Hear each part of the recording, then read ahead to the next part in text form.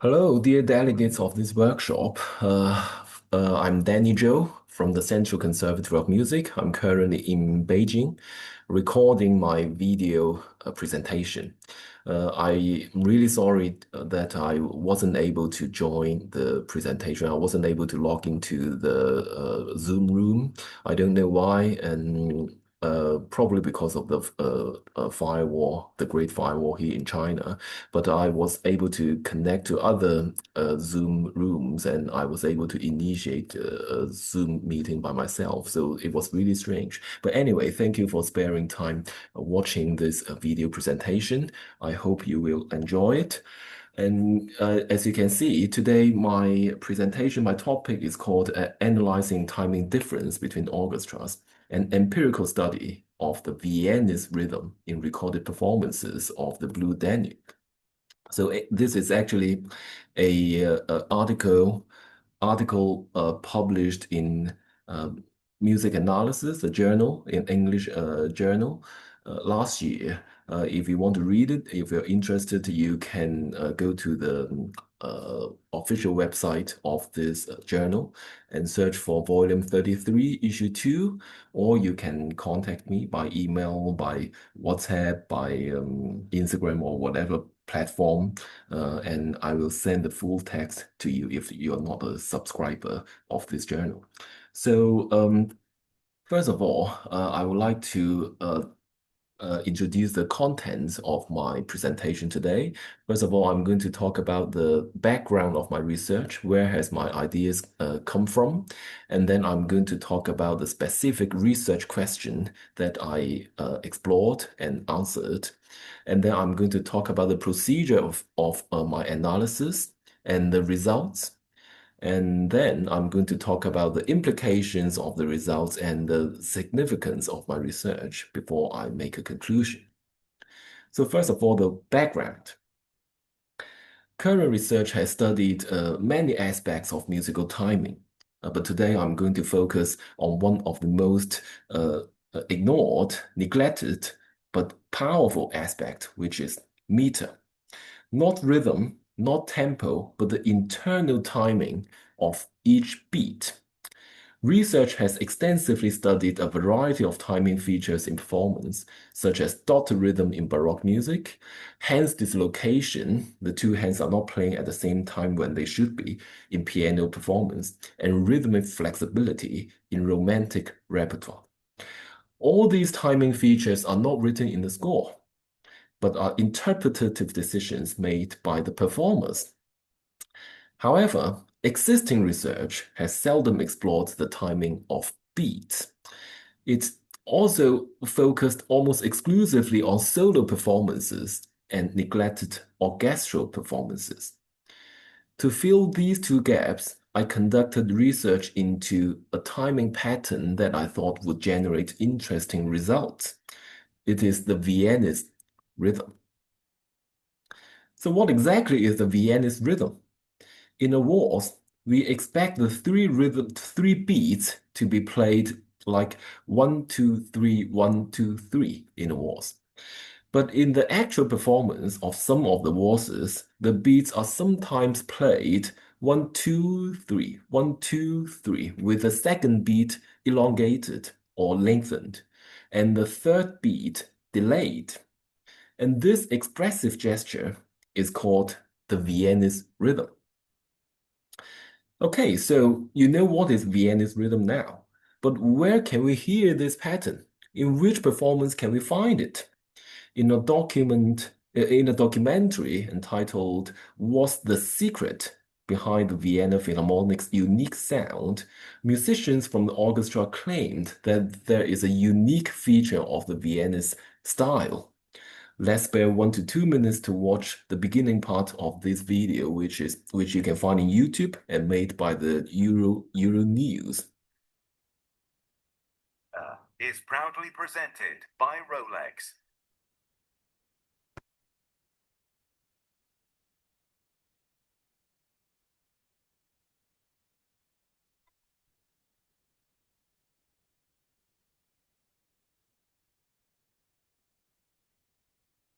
Mir war es natürlich irgendwie so eine Erfüllung eines Traumes, den ich als Kind, als Jugendlicher mitbekommen habe. Also für mich ist es ja ganz anders, weil es war irgendwas, was man nicht erreichen kann. I was always thinking, wow, my dream to be part of this special group of people. For me, it's not only a dream, but a huge privilege.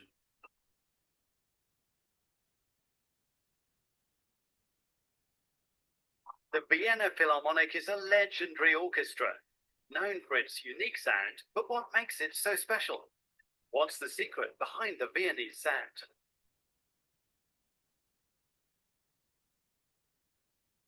The orchestra is famous for its sweeping waltzes played at its New Year's concert.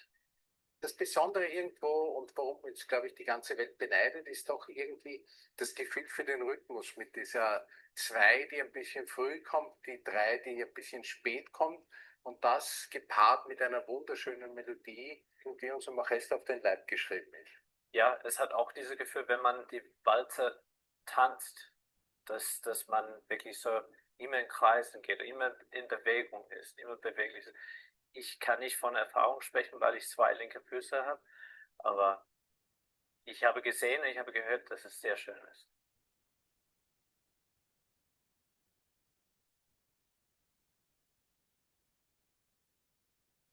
As you can see in this video, musicians of the Vienna Philharmonic claimed that the Viennese rhythm is commonly found in their performances.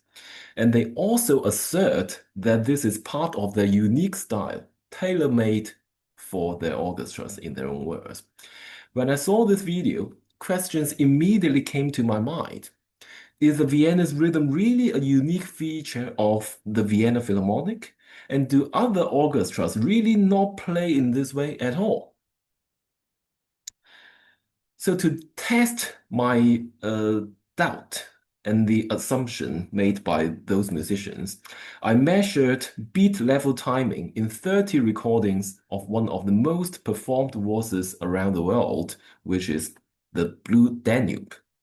I selected 2 passages, Waltz Theme 1 and Waltz Theme 5, where the accompaniment is clearly on the beat, which allowed me to tap and measure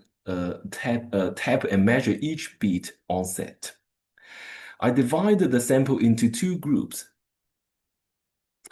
So the first group is the Vienna Philharmonic's recording, and the second group are the recordings made by other professional orchestras, other world-class professional orchestras. I classified every bar I measured by its timing pattern, the metrical timing pattern, according to the relative length of beat in each bar. There are totally 13 patterns, as you can see on this table.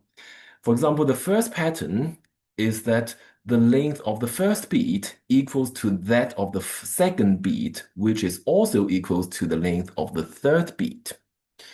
And the second pattern, pattern 2, shows that the first beat is longer than the second beat, which is further longer than the third beat, which is the shortest. Attention should be paid to the 6th pattern, pattern 6, which is pointed by the red arrow here. In pattern 6, the second beat is the longest, and the first beat is the shortest, while the third beat is in between. And this is exactly the timing pattern of the Viennese rhythm we were talking about. So how often do the 2 groups of orchestras, the Vienna Philharmonic and other professional orchestras, how often do they play the Viennese rhythm? So this shows the results. In the Vienna Philharmonic's recording, 39% of all bars are played with the Viennese rhythm. In other orchestras, only 18% are played in Viennese rhythm among all the bars I measured. So that's twice as often. And this means, although the Viennese rhythm is not an exclusive feature of the Vienna Philharmonic, the orchestra does use it more frequently, more often than other orchestras.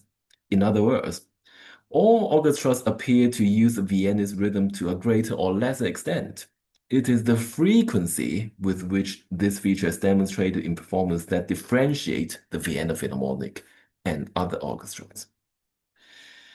In addition to the differences in the quantity of playing the Viennese rhythm, that is how often it is played, the Vienna Philharmonic also differs from its counterparts in the quality of this feature. That is the extent to which the second beat is elongated, how long they play the second beat. And this figure shows the relative average length of the three beats in the two respective war themes.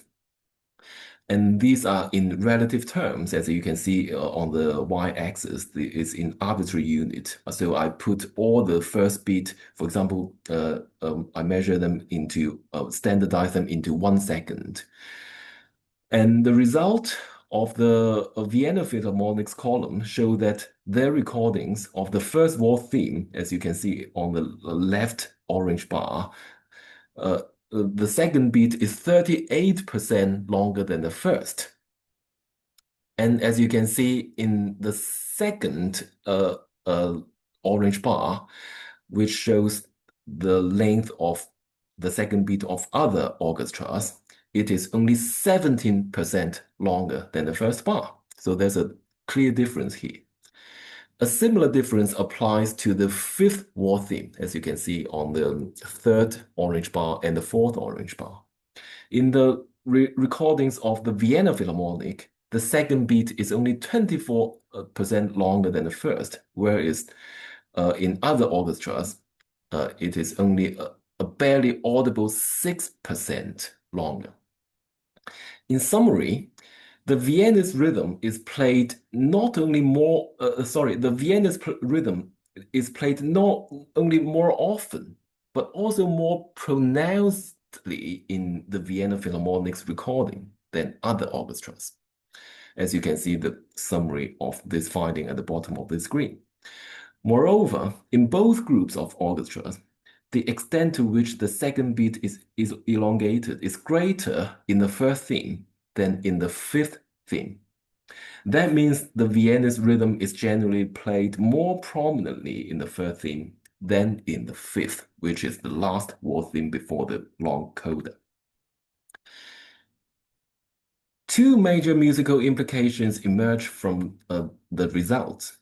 So first, the results show that the extent to which the Viennese rhythm is employed is not constant or not even throughout their performance. That this extent is greater in the first theme than in the fifth suggests that the Vienna Philharmonic tends to use the Viennese rhythm in more expressive and structurally important passages.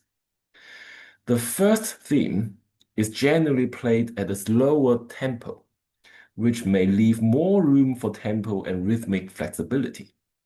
In addition, the first theme is usually played at a lower dynamic level than the fifth, making the former more lyrical. The grace notes in the top voice of the melody also create a sense of lightheartedness. All these features make the first theme sound more expressive than the fifth. Apart from expressivity, the difference in the extent to which the Viennese rhythm is used between the first and the fifth themes can also be explained from a structural perspective. The first theme is the main theme of the waltz, and it appears after a lengthy, mysterious introduction with flexible tempo and weak rhythmic sense. An elongated second beat draws listeners' attention to the underlying metrical pulse that emerges after the flexible tempo introduction. Prominent Viennese rhythms played in the first theme help establish the character of a Viennese waltz right at the beginning and identify the Vienna Philharmonic's performance very clearly and prominently. Secondly, the result suggests that the Vienna Philharmonic manipulates metrical rhythm with and against the rhythm of the melody in an interactive manner to heighten the sense of dance motion. The results indicate that there is an underlying pattern that governs the use of Viennese rhythm in performance. The the orchestra tends to play Viennese rhythm in bars that have an so-called empty second beat in the melody. That is, the melody has either a rest or a sustained note on the second beat. An early second beat in the accompaniment, that is the anticipation, which is made the second beat early, combines perfectly with an empty second beat in the melody. And this enhances rhythmic sense in the waltz.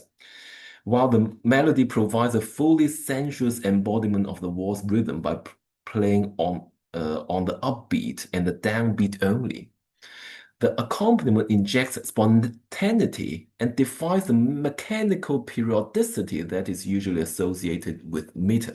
That is, that makes the meter less mechanical and more motion-like. And this rhythmic give and take between the melody and the accompaniment explains why many recordings by the Vienna Philharmonic play the Viennese rhythm only in those bars with an empty second beat in the melody. Perhaps to make room for the Vienna Philharmonic, perhaps to make room for the Viennese rhythm and enable this rhythmic give and take, many of the Strauss family's well-known waltzes have a melody that is dominated by empty second beats, as you can see on this screen. And these are all the pieces that has a main theme that shows the empty second beat. So in conclusion, what can we conclude from this study? This research suggests that in the Vienna Philharmonic's performance of the Blue Danube, metrical rhythm is far more than mechanical reproduction of a preordained set of time division. Rather, mechanical rhythm can be used as a spontaneous expressive device that creates a rich, fully sensuous embodiment of music's durational process, as many recent studies have suggested. The examination of the Viennese rhythm, a performance gesture that can hardly be reviewed by the score, indicates that the analysis of rhythm in general requires the consideration of the combination of performance and the score. The results in this study also reveal that expressive features in an orchestral performance are not only induced by conductor, but also can be intrinsically produced by the orchestra itself. As you can see, the Viennese rhythm is impossible to be conducted. This insight necessitates further research into commonality and differences in performance style across orchestras, a long-standing gap in musicology.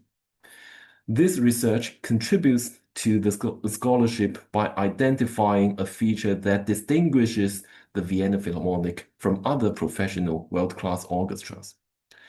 Despite this limited scope, it paves the way for a wider and deeper investigation of performance style in orchestral music, particularly stylistic differences between orchestras themselves.